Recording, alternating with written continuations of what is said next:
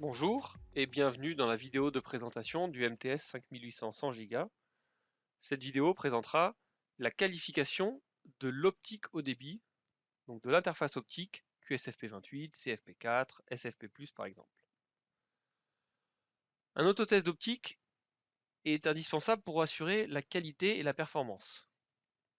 Que faire en cas d'erreur lors des tests Ethernet? En effet, lors d'une qualification de liaison Ethernet bout en bout, l'espoir est que le test se passe bien et qu'il n'y ait aucune erreur. Dans ce cas, pas de problème. S'il y a des erreurs, au contraire, dans ce test, là, il faut segmenter les différents éléments composant la liaison afin de trouver d'où peut venir l'erreur.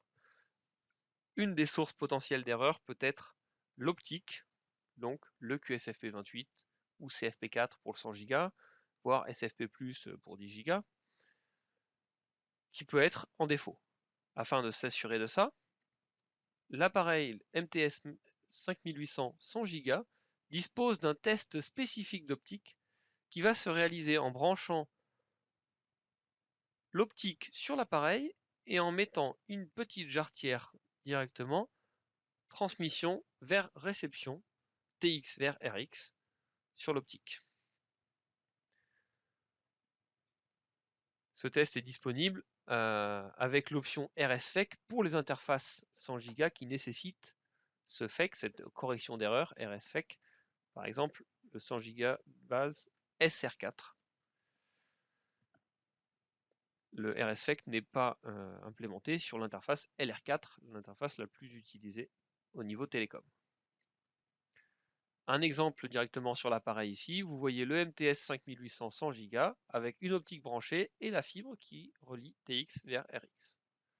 Un zoom pour mieux voir l'écran. Voici le test de sélection, le test d'accueil, la page d'accueil avec la sélection du test sur l'appareil. J'ai créé un raccourci autotest d'optique 100 Go ici qui permet de lancer le test. Pour créer des raccourcis, ça se passe ici dans le menu de personnalisation.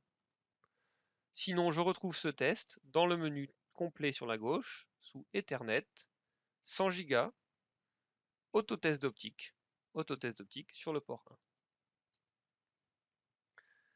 J'entre ici dans cette interface spécifique du script de test d'optique qui va me guider pour tester ce dont j'ai besoin sur le terrain, sur l'optique, à savoir valider qu'elle fonctionne correctement et que ce n'est pas cette optique qui inclut l'erreur éventuelle dans mon test.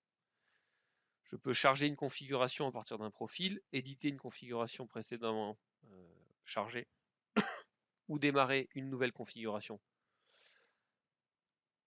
Il y a très peu de configurations dans ce test, nous allons le voir.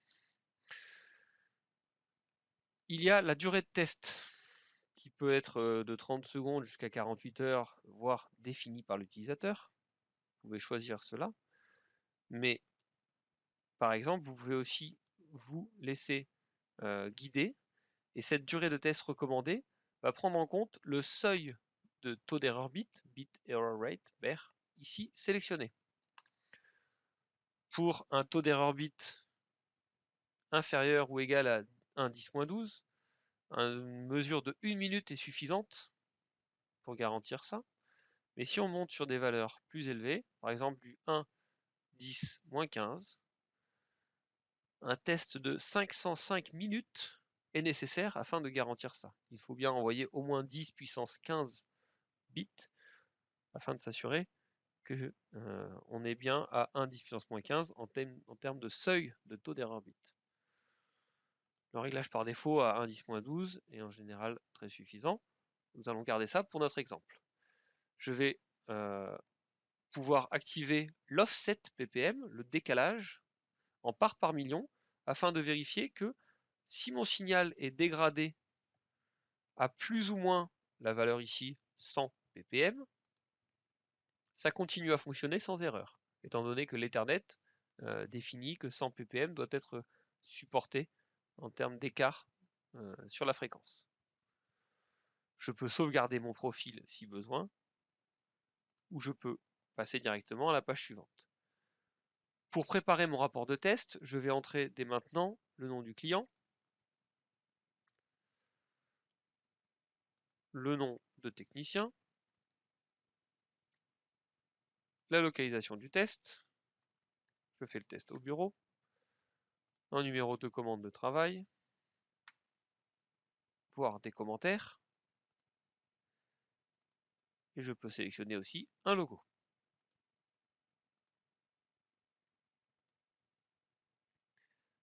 Maintenant, j'arrive sur la page de test. L'appareil automatiquement a reconnu qu'un QSFP28 était branché, mais qu'aucun CFP4 n'était branché. Je peux voir quel QSFP28 est branché. C'est bien un Finisar Corp de type FTLC 1151 SDPL, dont voici le numéro de série.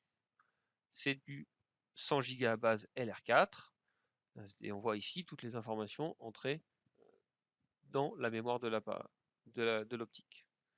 Je vais lancer le test d'optique, qui, je vous le rappelle, va durer 1 minute par rapport à ce que nous avons vu précédemment. Pendant ce test, et je vois le temps restant ici, je vais voir l'offset courant, ainsi que le taux d'erreur bit courant. Tant qu'il n'y a pas d'erreur, c'est bon signe.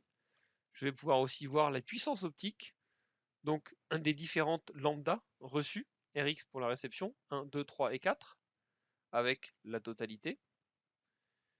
Et ici, la transmission, TX et TX, TX sur 1, 2, 3, 4, et la totalité.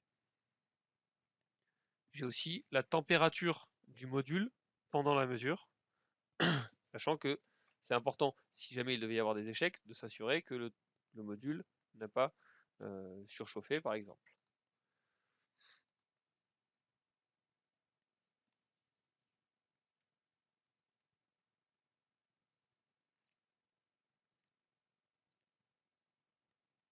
À la fin du test, j'arrive maintenant à la fin du test.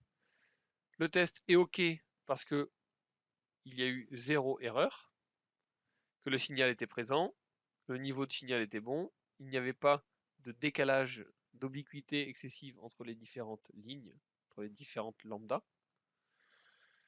Je peux maintenant créer mon rapport en PDF, par exemple, ou autre, avec un nom, optique self-test, la date et l'heure par défaut, mais je peux changer le nom de ce rapport si je veux. J'ai maintenant un rapport qui me certifie que j'ai fait un test de mon optique, les informations du test, la date et l'heure,